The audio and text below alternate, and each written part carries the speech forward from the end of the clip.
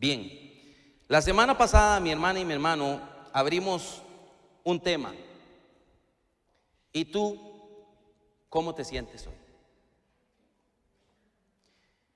Hablábamos la semana pasada, introdujimos el tema de las emociones.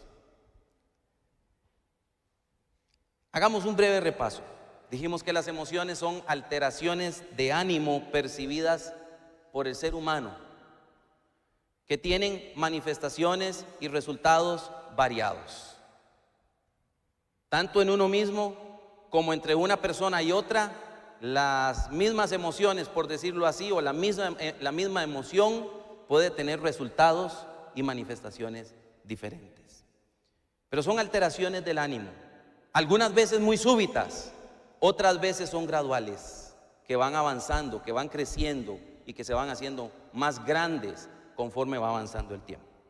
La semana pasada hablamos acerca del temor y dijimos que el temor, desde una perspectiva, es un sistema de alarma, un sistema que tiene nuestro organismo para responder ante los peligros. Desde ese punto de vista, el temor es realmente saludable, porque ante un peligro inminente nos asalta el temor y nuestro organismo por sí mismo, muchas veces, sin que yo piense que voy a hacer tal cosa, reacciona inmediatamente para proteger la integridad nuestra. Sin embargo, hablamos también de que hay un temor irracional, un temor excesivo ante objetos, cosas, situaciones que no representan en sí ninguna amenaza para nosotros, pero aún así el temor nos invade acerca de esas cosas que pueden estar en nuestro entorno. Y desde ese punto de vista, esa dimensión del temor es dañina, es nociva, es perjudicial, afecta nuestro desarrollo, nuestra interacción en la vida y en lo que tenemos alrededor.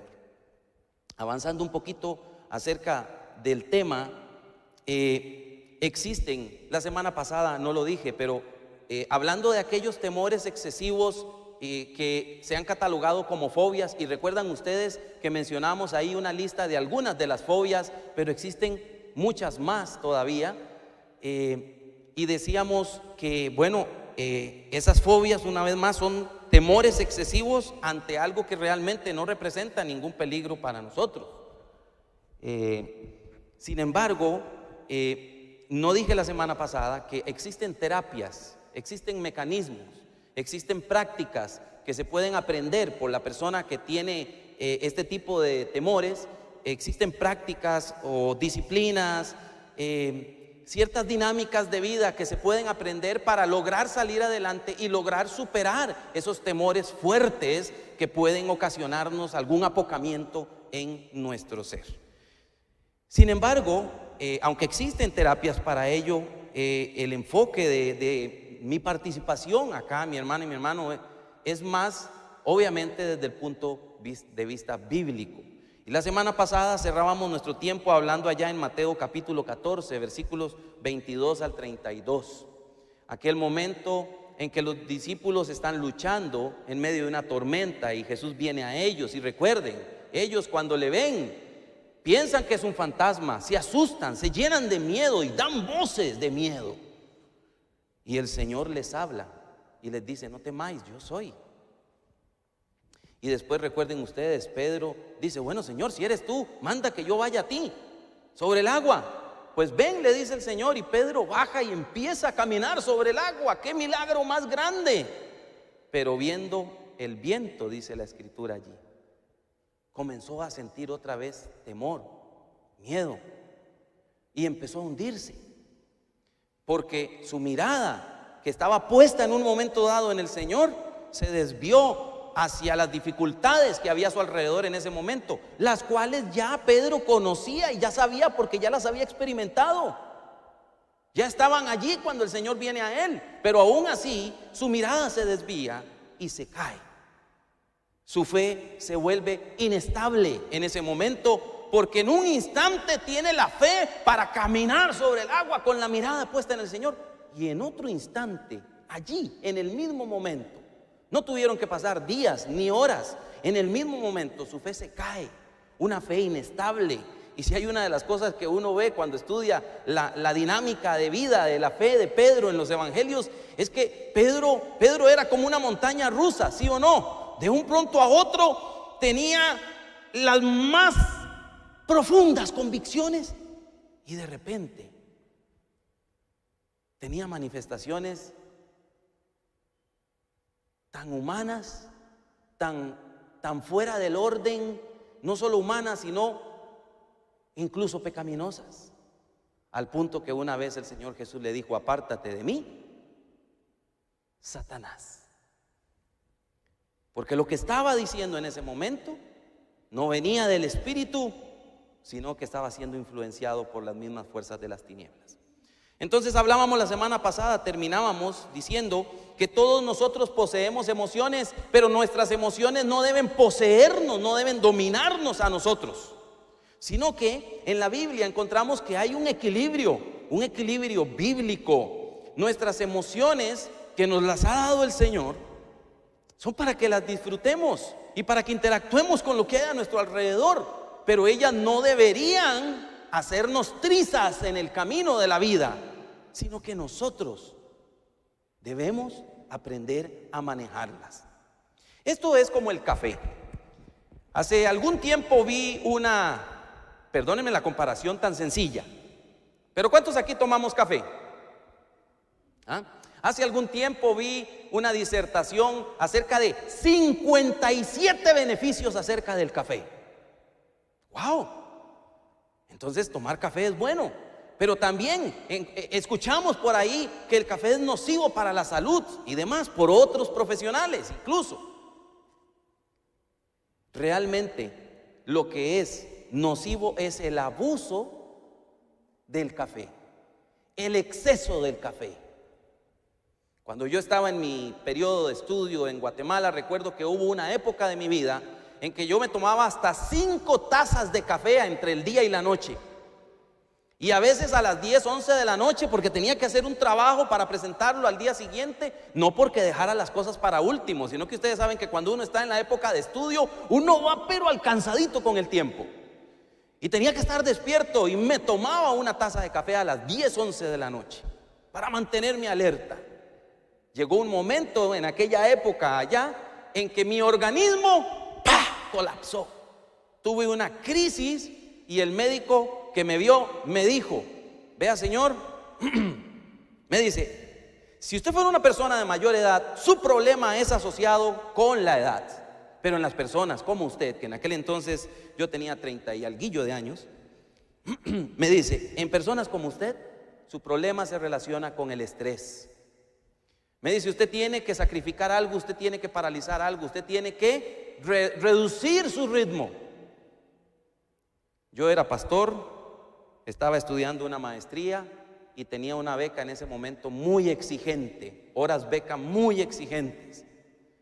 Era asistente de edición, tenía que leer con ojo crítico lo que mi jefe me enviaba y tenía que leerlo con detenimiento porque era asistente de edición. Entonces yo tuve que dejar algunas cosas en ese momento. Lo que quiero decir es que el abuso es lo que es nocivo. En cuanto a las emociones están en nosotros, las experimentamos. Muchas veces no tenemos que llamarlas, simplemente vienen a nuestro ser y se manifiestan. Entonces tenemos que saber cómo trabajar con ellas, cómo interactuar con ellas. Colocar la situación en la perspectiva correcta, decíamos la semana pasada, porque si Cristo está con nosotros en medio de la tormenta, el Señor nos va a sostener y nos va a sacar adelante. Y lo acabamos de declarar con varios de los cantos que acabamos de entonar esta mañana. Él está con nosotros. Y nos va a tomar de la mano como hizo con Pedro y nos va a sacar adelante.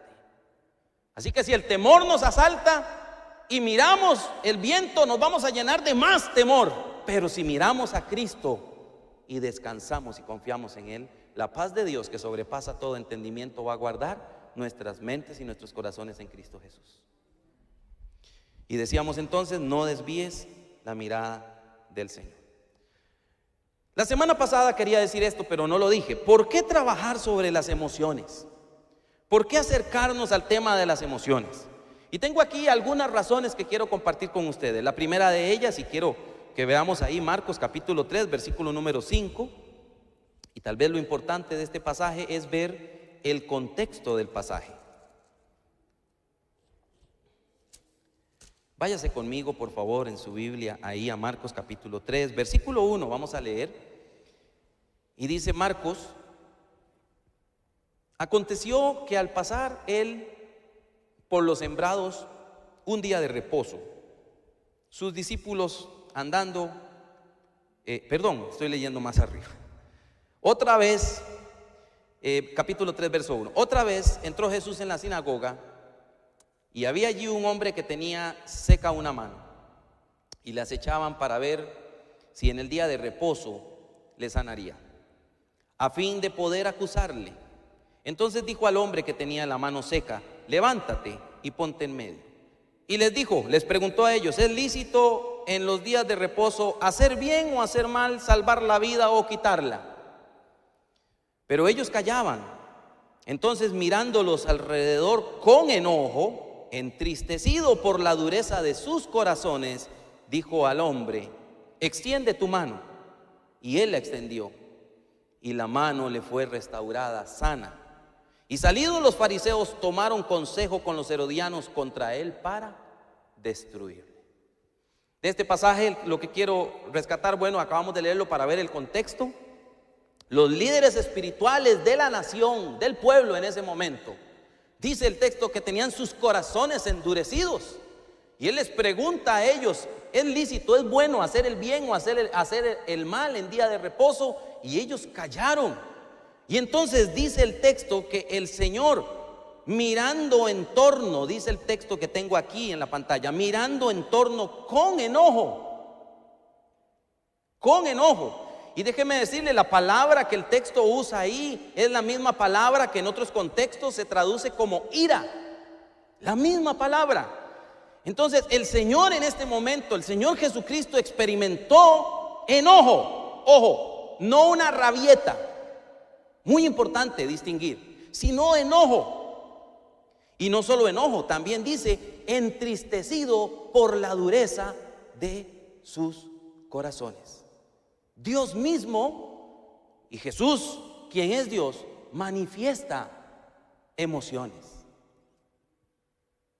Se enojó. Creo yo que la diferencia entre un enojo, vamos a decirlo así, o el enojo del Señor y un enojo nuestro, radica en la motivación y el propósito.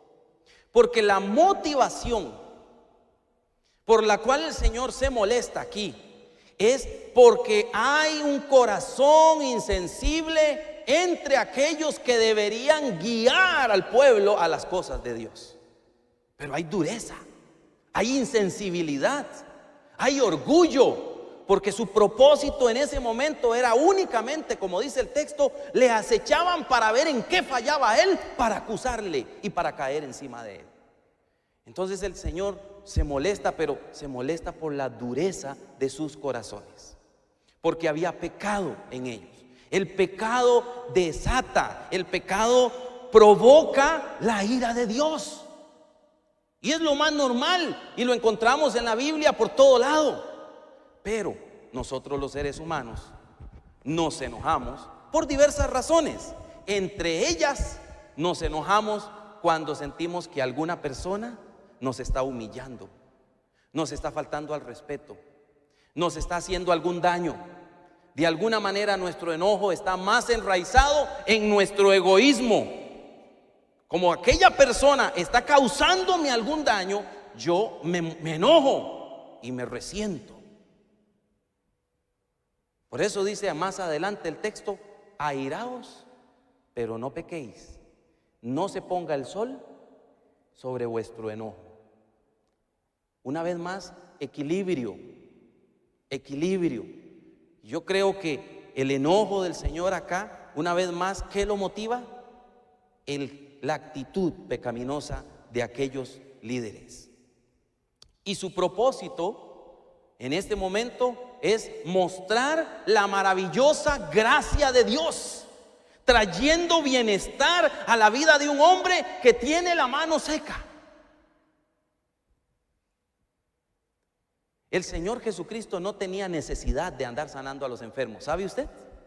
De hecho, cuando uno lee el Evangelio de Marcos se da cuenta que el principal ministerio del Señor Jesucristo fue predicar el Evangelio del reino y decir: el reino de los cielos se ha acercado, por lo tanto arrepentíos y creed en el Evangelio.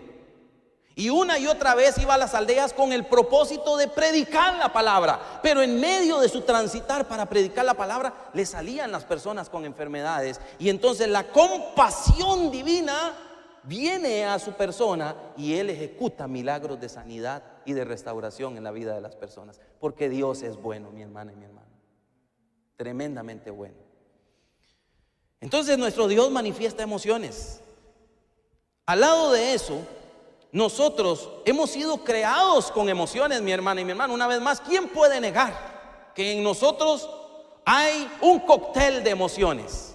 Amor, por ejemplo, enojo, temor, paz. ¿Usted alguna vez ha tenido paz? Muchas veces, sin duda alguna, ¿verdad que sí? Y yo espero que en este momento usted esté nadando en el río de la paz de Dios. Paz, ansiedad, alegría y muchas otras más. Por eso me pareció muy atinada esta imagen que alguien buscó. Yo no coloqué esta imagen, pero me gustó mucho, porque vean los diferentes rostros que tenemos ahí. Y sabe usted, las emociones son así. Es cierto, las emociones están en lo interno de nuestro ser, pero las emociones nos permiten interactuar con lo que hay alrededor, y las emociones se manifiestan, ¿sí o no? Una persona está alegre y entonces vuelvan a ver a nuestra hermana Vicky un momentito. Vean esa sonrisa que tiene ella dibujada en su rostro en este momento. No, de verdad, mírenla para que vean que no les miento. Vean si tiene sonrisa o no en su rostro. La alegría se deja ver. La tristeza.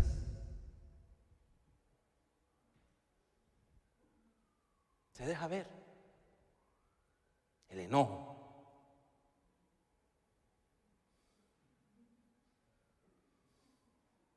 Se deja ver, ¿sí o no?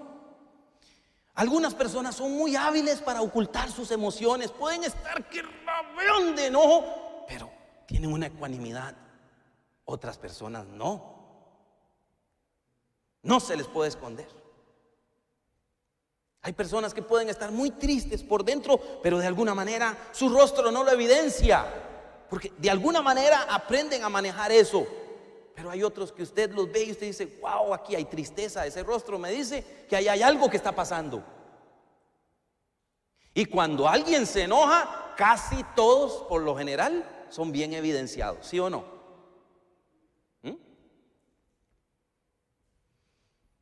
Una emoción fuera de balance puede ser muy estorbosa, pero todos tenemos emociones, y por eso la idea es que tenemos que aprender a trabajar con ellas. Ahora, para mí esta es la razón medular que quiero compartir hoy, por la cual creo que es importante que hablemos de las emociones.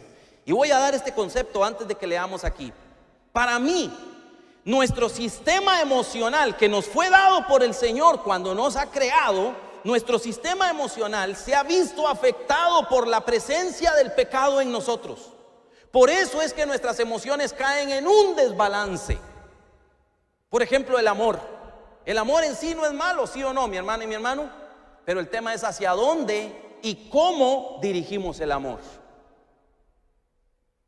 Dice la Escritura: no améis al mundo ni las cosas que están en el mundo. Pero sí dice: ama a tu prójimo. ¿Cómo? ¿Cómo dice? Como a ti mismo. Nos dice hacia dónde tiene que estar dirigido el amor y cómo tiene que estar enfocado el amor. Pero un amor excesivo a ciertas cosas o con ciertos enfoques puede ser muy estorboso, incluso arruinante en la vida del ser humano. Por eso Jesús dijo: si alguno quiere venir a mí y ama más a padre, madre, mujer, hijos, hermanos, hermanas y aún su propia vida, dice, no puede ser mi discípulo. Porque la Escritura nos dice: amarás al Señor tu Dios con todo tu corazón, con toda tu alma y con todas tus fuerzas. Y así podemos seguir hablando de todas las emociones. El enojo mismo, el que acabamos de mencionar. Si una situación pecaminosa nos causa enojo al punto que reaccionamos para traer justicia, hay una buena motivación en ello. Pero cuidado también con el otro lado. ¿Cuál es el carácter y el propósito y las consecuencias de mi enojo? ¿Hasta dónde lo llevo y qué voy a hacer con él? Porque no puedo tomar la justicia en mis propias manos, pero sí puedo reaccionar para apoyar a alguien que tiene una situación X. Entonces, vemos aquí, el pecado ha afectado al ser humano, mi hermana y mi hermano. Vea, en capítulo número 3 del libro de Génesis, recuerde, el hombre recibe mandamiento de Dios, pero el hombre traspasa la voluntad de Dios. Y entonces Dios se está paseando allí por el huerto, y entonces dice el texto que el Señor le pregunta al hombre, al ser humano: oye, ¿dónde estás? ¿Dónde estás tú? ¿Qué te has hecho? ¿Qué pasó contigo?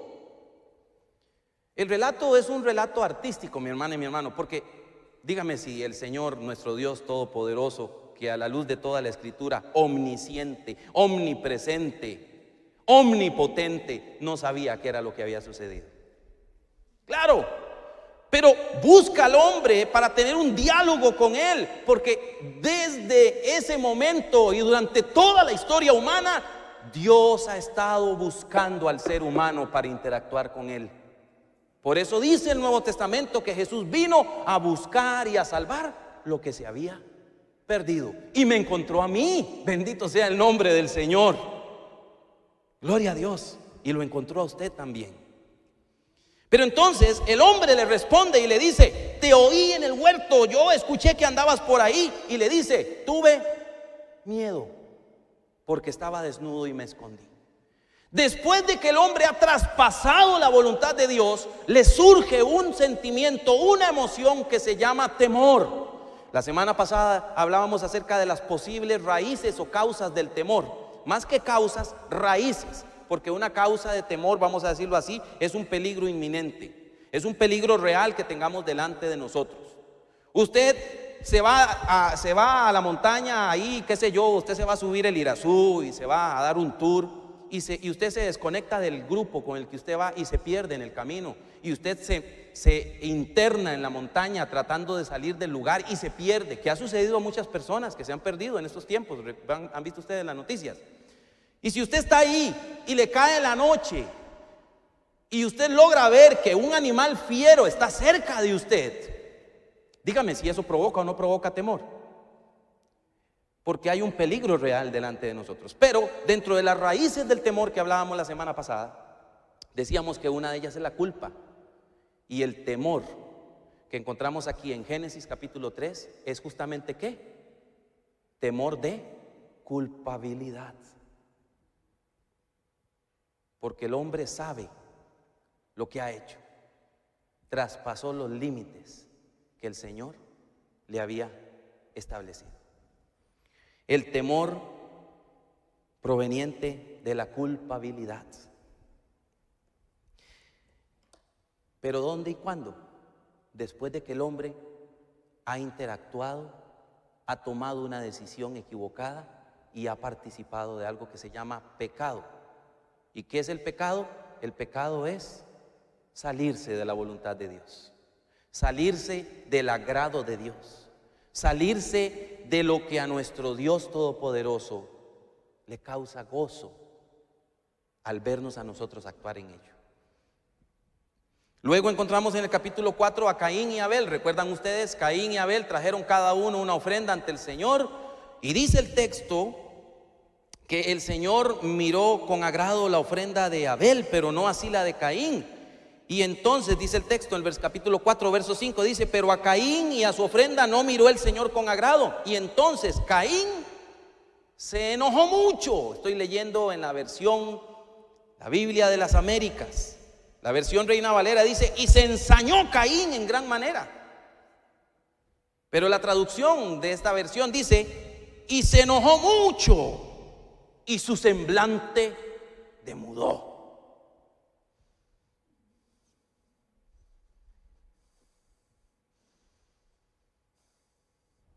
Perdónenme, es que me cuesta hacer cara de enojado.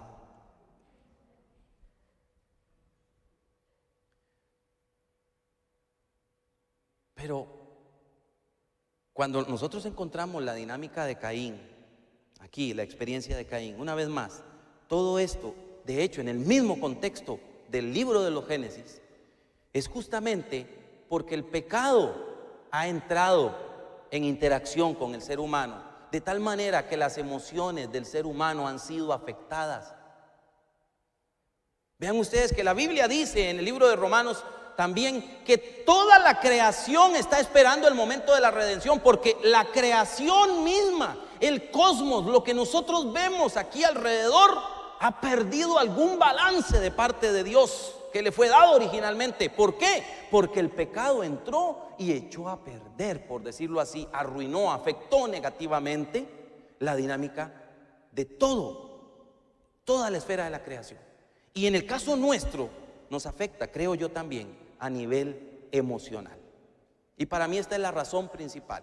Y yo creo, y esta mañana es mi anhelo, y he orado por eso, que el Señor traiga libertad de las cadenas emocionales erradas, nocivas para nuestras vidas. Porque la libertad en Cristo es algo más que solamente pensar en la libertad del pecado y en la gloria allá, cuando el Señor nos lleve a su presencia. La libertad en Cristo, como dijo el Señor: yo he venido para que tengan vida y una vida en abundancia. Y un día de estos, hablando con una persona, me usó una expresión que yo creo que la he escuchado en algún momento dado, y seguramente ustedes la han escuchado. Y me dijo ella: es que el olor a Cristo atrae. Y yo dije: wow, cierto, el olor a Cristo.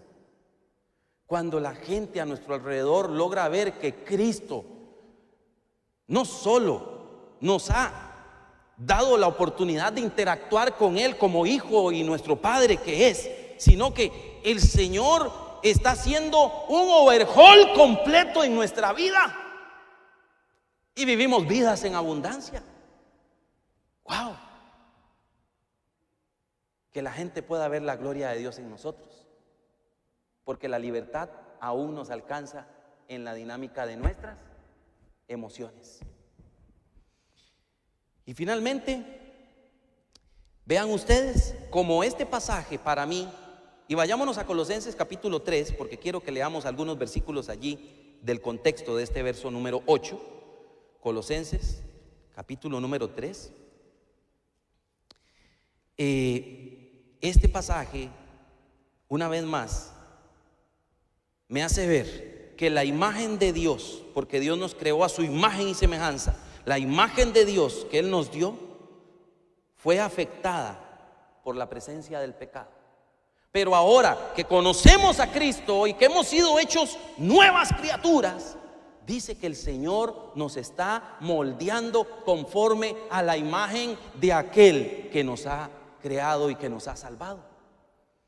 Vean aquí en Colosenses capítulo 3, vamos a leer desde el versículo número 8. Más bien desde el versículo número sí, yo coloqué la cita mal. Capítulo 3, verso 8 al 11. Por eso es. En realidad la cita que quiero destacar está en el versículo número 10. Y dice el capítulo 3, verso 8: pero ahora dejad también vosotros todas estas cosas: ira, enojo, malicia, blasfemia, palabras deshonestas de vuestra boca. No mintáis los unos a los otros, porque os habéis despojado, lo podemos traducir de esa forma, del viejo hombre con sus hechos, y os habéis revestido o habéis sido revestidos del nuevo hombre, de la nueva creación, de la nueva naturaleza que Dios os ha dado. Estoy agregando contenido a esta lectura.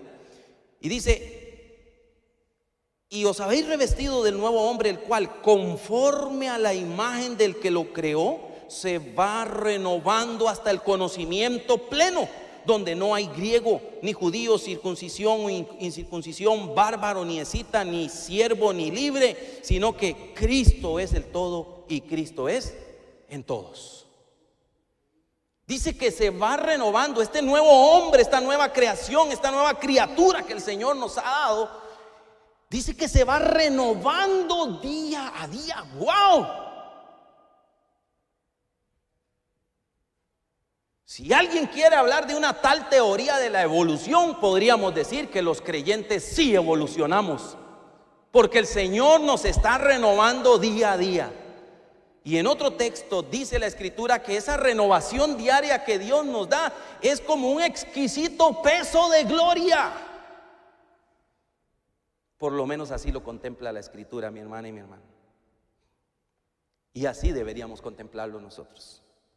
Así que Dios quiere restaurar su imagen en nosotros, la imagen de su Hijo que ahora nos ha dado, porque todos hoy en día somos vistos en la presencia de Dios a través de la persona de Cristo. Hoy quiero hablar un poquito acerca de la ansiedad.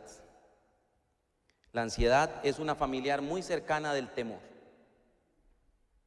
La semana pasada hablamos un poquito acerca del temor. La ansiedad. Quiero compartir con ustedes estas ópticas que coloco delante de ustedes en esta mañana, para luego llegar a un punto al que quiero llegar. Este autor dice y escribe así.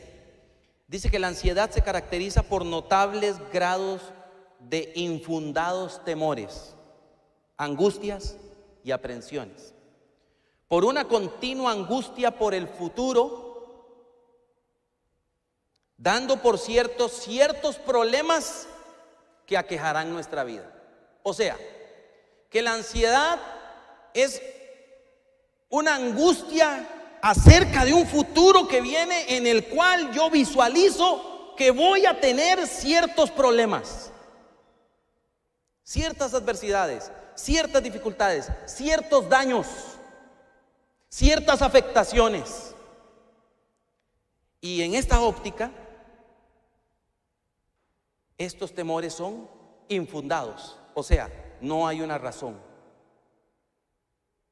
Porque si, tomando el pasaje de la semana pasada, ¿recuerdan ustedes? Aquellos discípulos tenían razón de estar temerosos, pero aún estando temerosos en medio de la tormenta, aunque su temor obedeció, recuerden, porque ellos miran al Señor y lo ven que viene ahí y ¡un fantasma! Pero el Señor les dice: tened ánimo, no temáis, yo soy. Yo estoy con ustedes. Pero la ansiedad tiene que ver más con un grado de angustia no justificada acerca del futuro. En la mayoría de las ocasiones la persona no es capaz de identificar su incertidumbre, su aprensión. No es capaz. Tan solamente la persona está angustiada. Solamente está angustiada. Y uso la palabra angustiada ahorita porque quiero llegar en determinado momento a un concepto derivado de la Biblia. Esto se conoce como ansiedad flotante. ¿Por qué flotante? Porque no hay una razón aparente para que la persona esté angustiada, pero la persona está angustiada. Ese es un grado de ansiedad. Luego encontramos este otro autor que dice lo siguiente. Dice que la ansiedad es una respuesta normal y adaptativa ante amenazas reales o imaginarias, más o menos difusas, que prepara el organismo para reaccionar ante una situación de peligro. O sea, que una persona experimente, y vamos a decirlo así, hay cierto grado de ansiedad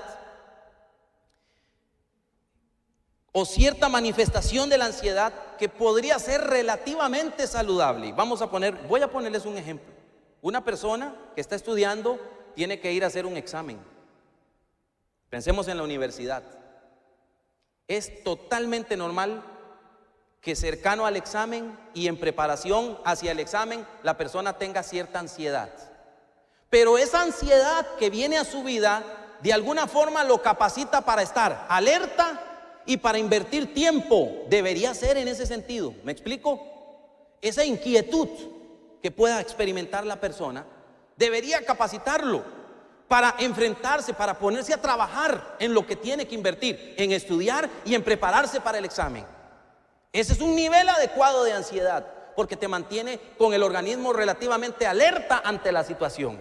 Pero cuando la ansiedad ya degenera en un temor oscuro, en el cual yo este examen yo no lo voy a ganar, es que no puedo, es que no hay forma, es que no me cabe, esto no me entra en la cabeza, es que es demasiada materia, es que cómo se le ocurre al profesor que desde hace 4 meses estamos en el curso, que yo en este momento me voy a preparar para un examen con 3 días de tiempo.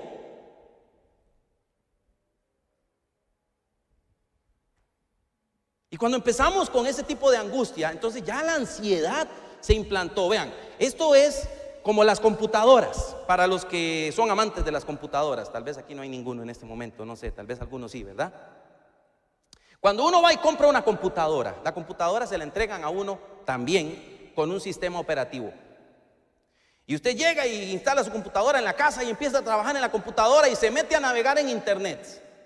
Y aunque tenga usted un super antivirus, pero a veces hay ciertas páginas y ciertas cosas que se descargan que le instaló a usted en la computadora algo que llaman los especialistas, pero no es en realidad eso, pero algo que llaman un virus.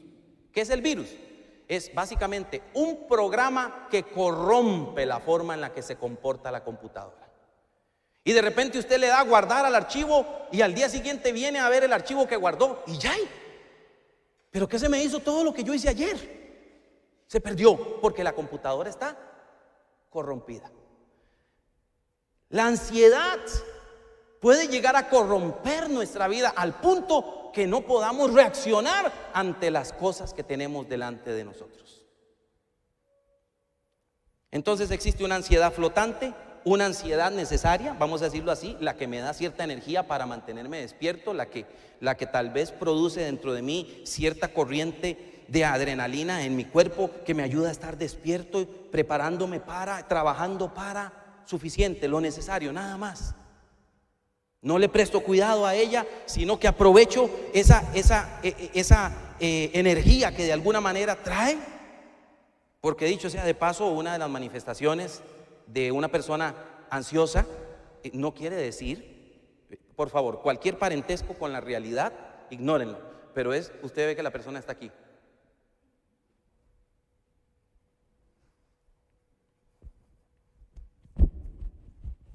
¿Verdad? Esa inquietud es porque hay una corriente probablemente de ansiedad. Me fue muy bien en la primera vacuna contra el COVID. No me dolió nada. Pasé 2 días ahí afectadillo. Lo normal, dolorcillo en el brazo y un poquillo así como de cansancio. La primera. Me voy sin ningún tipo de ansiedad, sin ninguna angustia, me voy para la segunda vacuna. La semana pasada les conté, ¿no? Y cuando la enfermera, ¡pah! Yo dije, ¡ay! ¡Wow! Esto sí dolió. Y me dice la enfermera, ¡uy! Yo pensé que algo le estaba pasando, me dice. Yo iba totalmente sin ningún tipo de angustia, sin ningún tipo de ansiedad. No sé cómo voy a reaccionar ante una próxima ocasión. Entonces hay un nivel de ansiedad flotante, elevado, nocivo. Hay una ansiedad que puede ser ciertamente necesaria. Y hay un concepto bíblico al cual vamos a llegar ahorita. Pero antes de eso quiero compartirles esto. La ansiedad, afectaciones físicas. Cuando una persona está experimentando altos grados de ansiedad, puede experimentar este tipo de manifestaciones físicas, dificultad en la respiración,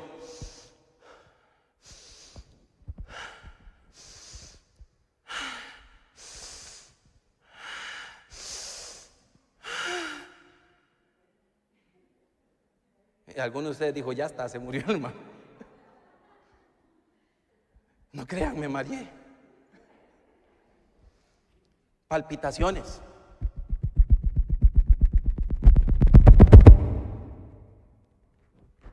palpitaciones.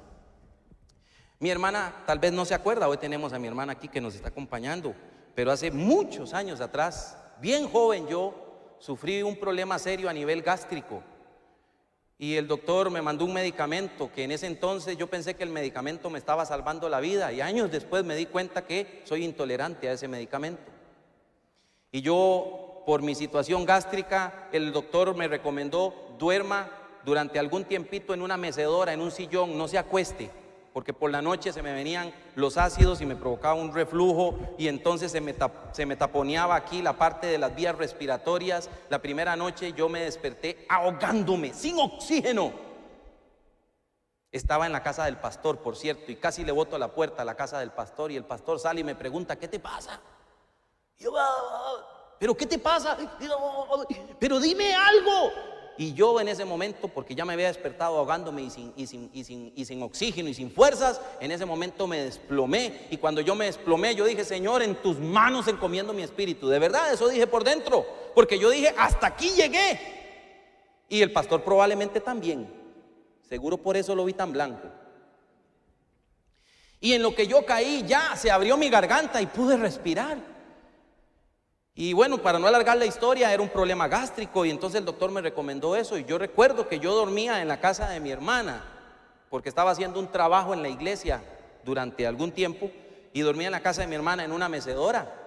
Y yo recuerdo que por las noches yo me despertaba 1, 2, 3 veces con cierto reflujillo aquí que me afectaba y el corazón acelerado, y me despertaba con esas palpitaciones que están allí.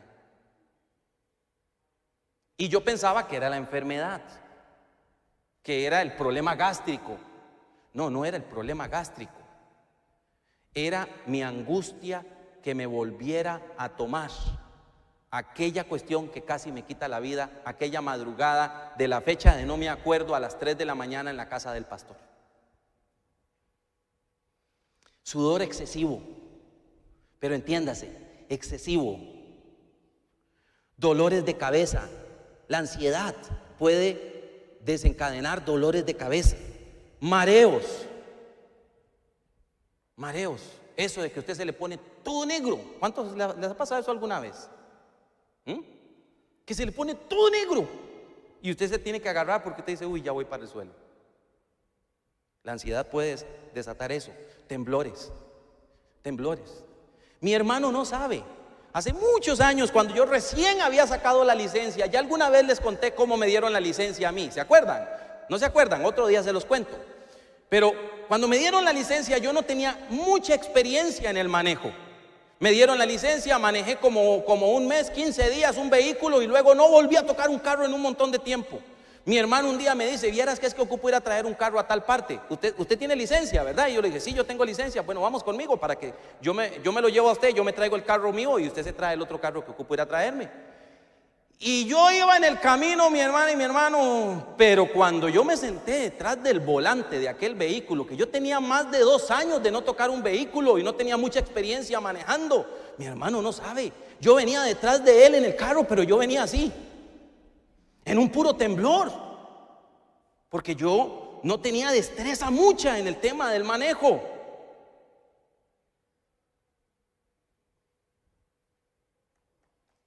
Y hoy en día maneja uno en automático. Temblores, nerviosismo, falta de sueño. Este es el más común. Cuando una persona está ansiosa, la falta de sueño es el más común. Y amanecemos al día siguiente y nos pregunta la pareja, bueno, mi esposa en este caso, por ejemplo, su esposa, pregunta: ¿y cómo amaneciste? ¿Ah? No pude pegar los ojos anoche, dice uno. Falta de sueño, por ese estado de angustia. Ahora, antes de pasar al texto, y ya estamos casi por terminar, tal vez Gabino unos 10 minutos para manejo de la clase atrás. La ansiedad y sus raíces. Dicen los expertos, los que han tratado a las personas constantemente con este tipo de situaciones.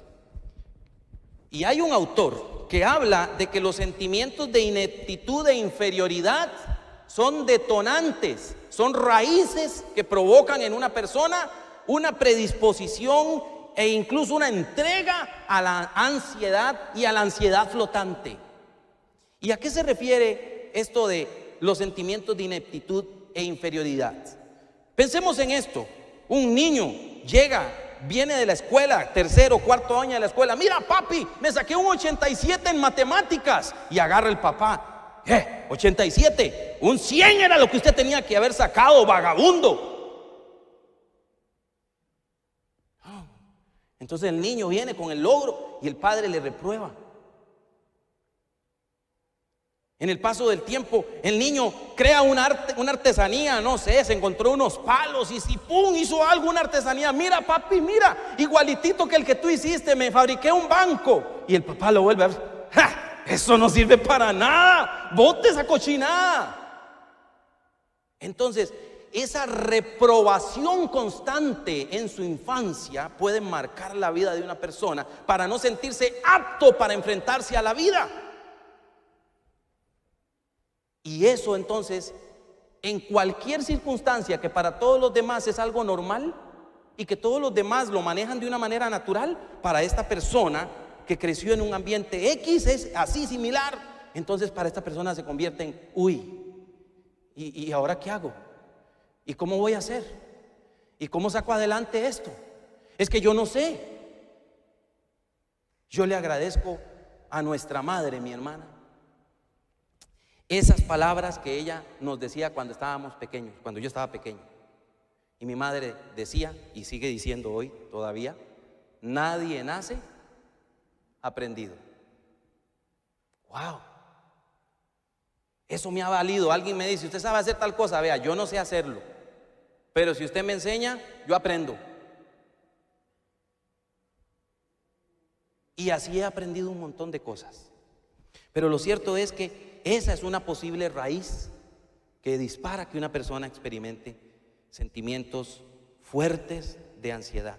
La culpa, una infructuosa lucha espiritual. Una persona que sabe que hay una actitud, una acción X en su vida, que especialmente si es cristiano, y resulta que él sabe que hay algo en lo que él no debe mezclarse, no debe participar, pero la carne, la lucha contra su carne, no logra dominar el asunto y se entrega a ese pecado, pero entonces luego viene con sentimientos de culpabilidad. Entonces eso le causa a la persona ansiedad ante las situaciones de la vida. Sentimientos de culpa, experiencias traumáticas del pasado, como lo que a mí me sucedió la noche que casi me ahogo en la casa del pastor,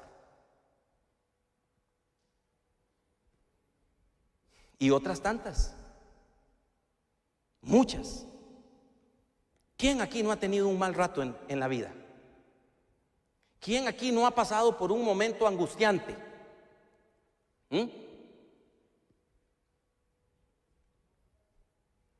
Ahora vamos a un concepto bíblico. Quiero que se vaya conmigo a Lucas capítulo 12, y aunque el pasaje que está señalado aquí es el verso 29, donde me voy a enfocar, pero quiero que veamos en Lucas capítulo 12 este pasaje que usted ya conoce, porque usted ya lo conoce. Si usted es creyente y si tiene algún tiempo de estar en el camino de la fe, sin duda alguna usted conoce este pasaje. Lucas capítulo 12 y versículo 22, vamos a empezar allí. Lucas 12, 22.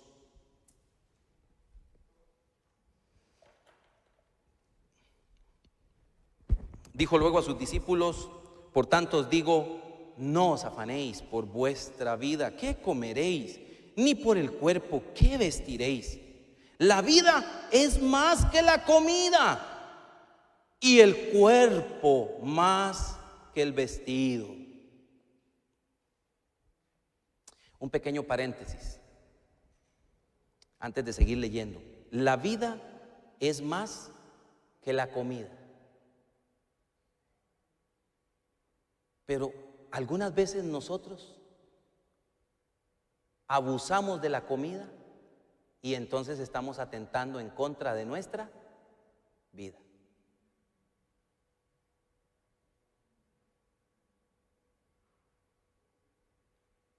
Hay personas que ya por su condición de salud no pueden volver a ver siquiera un chicharrón.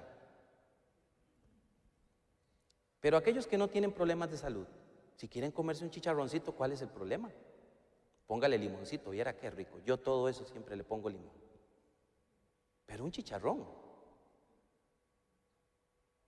un pedazo de chicharrón ahí, moderado. Pero si usted agarra un plato de esos que parece una cazuela enorme y le mete 10 chicharrones, 2 yucas, 4 bananos, medio repollo, y usted agarra todo eso de un solo aquí al intestino suyo, pues de repente le va a caber. Pero ¿qué sucede? Hay consecuencias. Y me puse a pensar un día que estaba leyendo, hace muchos días atrás que estaba leyendo este versículo: la vida es más que la comida. Para cuando tenemos problemas con la glotonería, entendamos, es más importante mi cuerpo que eso que tengo delante de mí que se llama comida. Esto, mi vida, es más valiosa que eso que está ahí delante de mí, por rico que sea.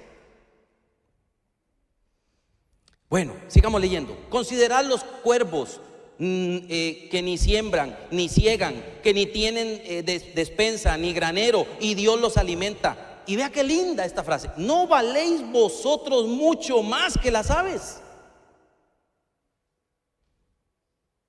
Y dice: ¿y quién de vosotros podrá con afanarse añadir a su estatura un codo? Pues si no podéis ni aún lo que es menos, ¿por qué os afanáis por lo demás? Considerad los lirios como crecen, no trabajan, no hilan, mas os digo que ni aún Salomón con toda su gloria se vistió como uno de ellos. Y si así viste Dios la hierba que hoy es en el campo y mañana es echada en el horno, ¿cuánto más a vosotros, hombres de poca fe? Si el texto es clarísimo, nosotros solemos afanarnos y angustiarnos por las necesidades. Y vea usted que este pasaje está hablando de 2 cosas básicas de la vida. ¿Cuáles son? La comida y el vestido. Ni siquiera está hablando de los abusos, digámoslo así, de los lujos. Está hablando de las cosas más básicas. Aún las cosas más básicas no deberían robarnos la paz, mi hermana y mi hermano. Wow, ¿cómo se conjuga esto en la vida de un hombre que tiene 3 meses, 6 meses de no conseguir trabajo en una época como esta?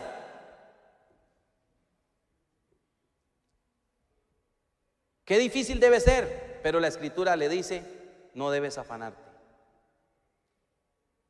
Y algunas veces el afán y la ansiedad nos impiden ver con claridad opciones de vida mediante las cuales podemos salir adelante.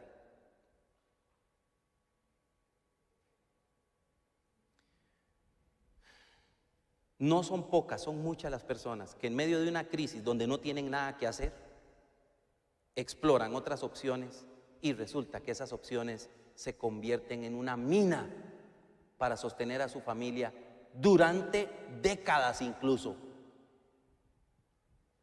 Aquí en San Francisco tenemos el ejemplo de una mujer que se quedó sin trabajo hace muchos años. Para ayudarse empezó a hacer taquitos en la casa y vender entre los del barrio. Hoy en día esa mujer tiene en su local, si no me equivoco, 4 o 5 empleados y tiene 3 mensajeros para mandar comidas. Y un día hablé con ella y me dice: vea, yo con esto le he dado el estudio a mis hijos, pagué mi casa, y cuénteme, ¿cómo empezó usted? Y me contó la historia. ¡Wow! Se quedó en el aire. Pero en lugar de quedarse ahí amontonada, ay, pobrecita yo, ¿y ahora qué voy a hacer? Ay, en lugar de eso, yo tengo que hacer algo. Se levantó y dijo: voy a ponerme a hacer esto. Y empezó así con los vecinos, con el de la par y el del otro lado y el del frente. Así empezó. Y el Señor la sostenía.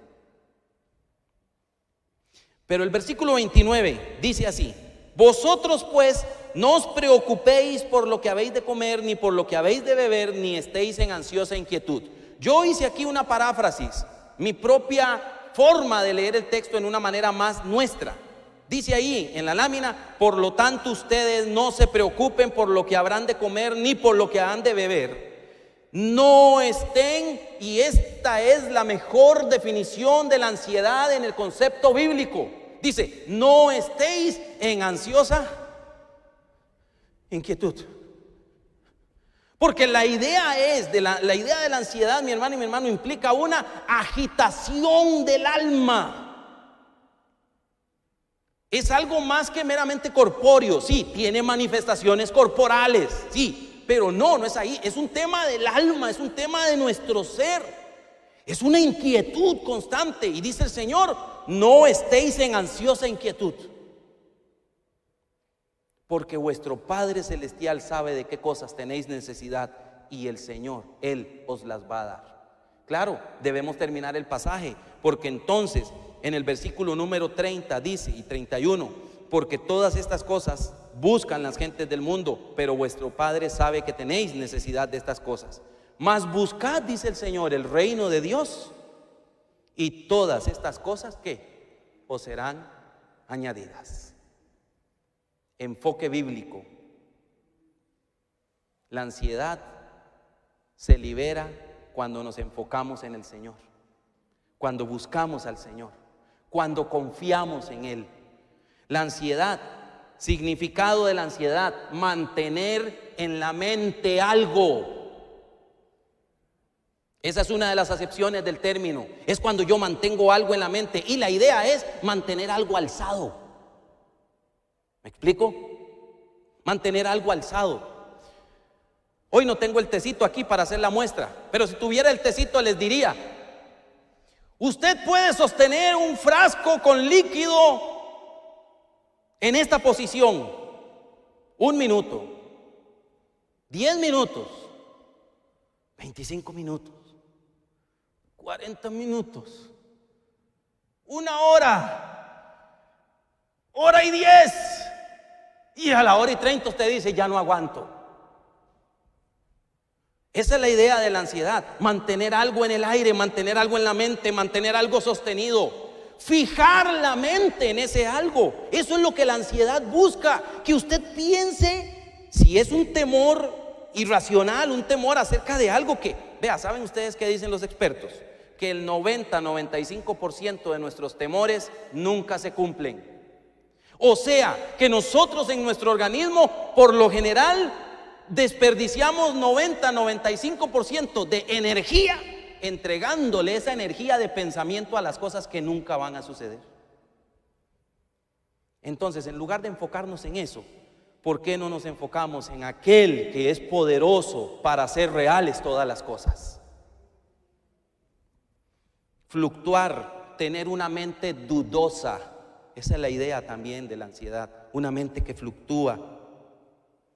Uy, Dios mío, wow. Yo no sé si a usted le ha pasado que algunas veces uno dice: bueno, no, sí puedo, sí, Dios me va a dar fuerza. No, pero es que no tengo la energía, no tengo la fuerza, no, mejor no. No, pero sí puedo, me voy a agarrar del Señor, sí puedo. No, pero es que ya en el pasado me ha sucedido. No, pero yo tengo que agarrar energía. No sé a cuántos alguna vez les ha pasado eso. Una mente fluctuante. Porque la ansiedad, ese virus que se llama la ansiedad, se ha instalado y está corrompiendo la forma en la que nos conducimos. Mi consejo, y con esto voy terminando. Mi consejo: la ansiedad fija sus temores en el futuro, siempre. Aunque puede tener sus raíces en el pasado, en cosas que nos han sucedido, pero la ansiedad siempre está mirando hacia el futuro, mi hermana y mi hermano. Siempre estamos pensando en lo que va a suceder y en cómo va a suceder.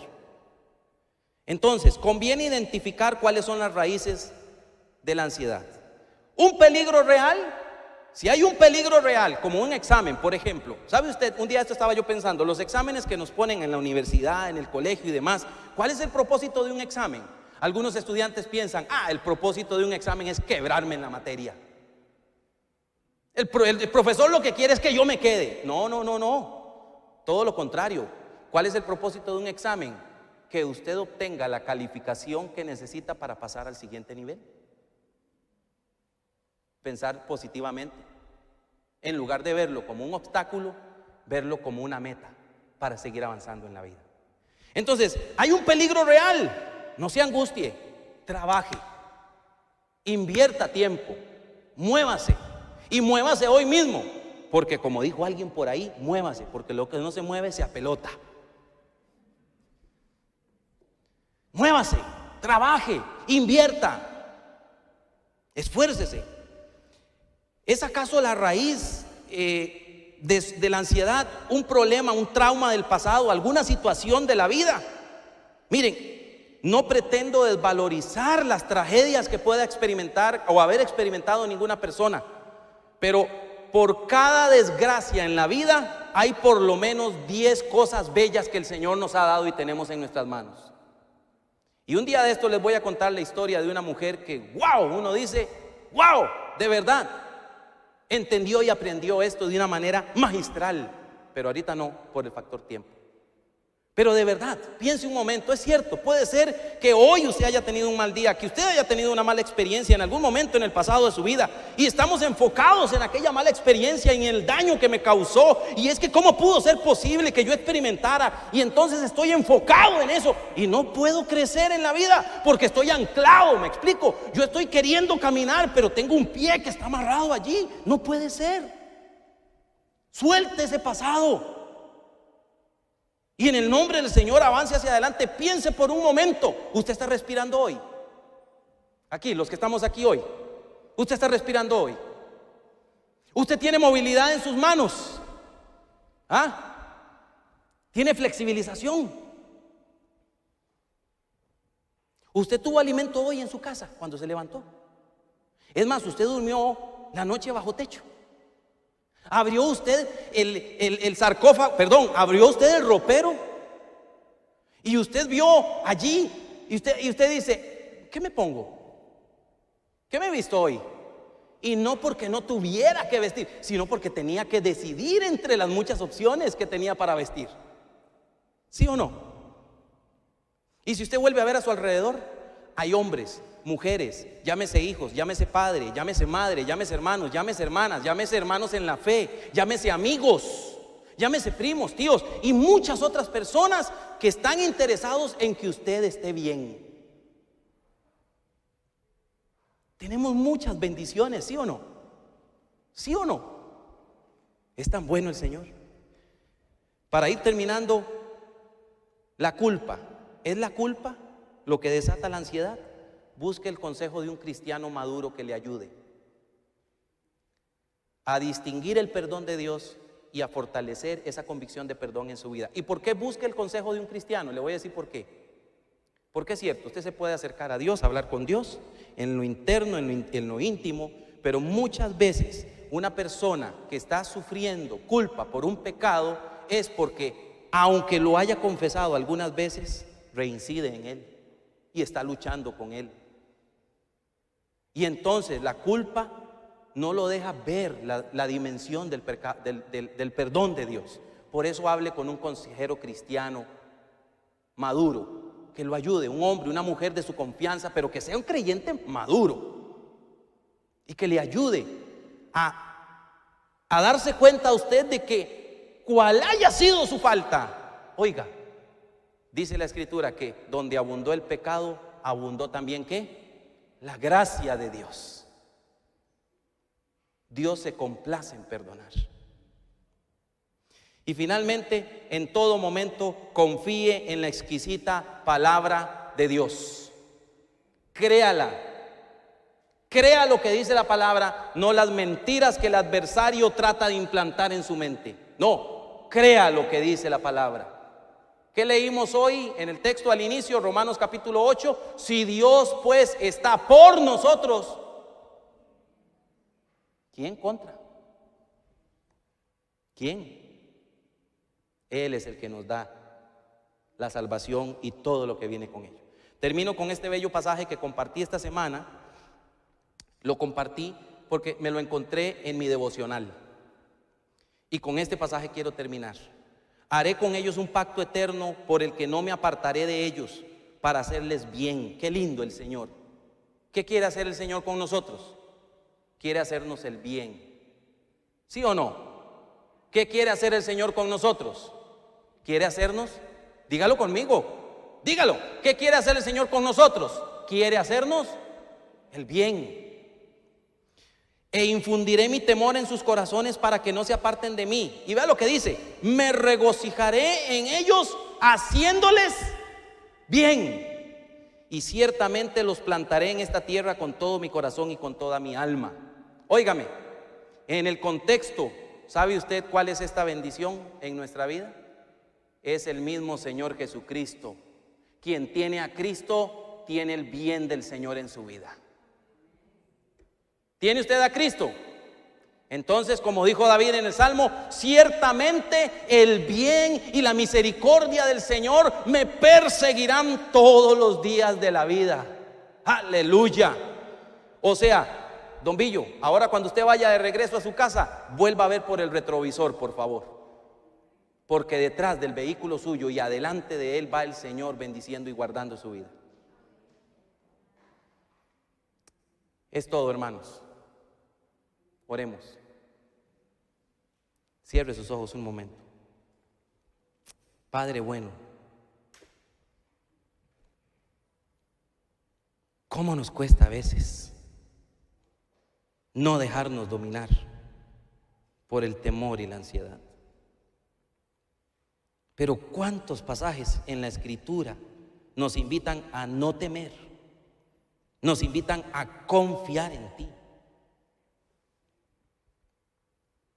¿Cuántos pasajes en la Biblia nos invitan y nos enseñan que la victoria se alcanza por medio de la fe? Creo que nuestra mayor debilidad, Señor, es dar por ciertas las mentiras que el pecado ha instalado en nuestra vieja naturaleza, en lugar de dar por ciertas todas las promesas que están escritas en tu palabra.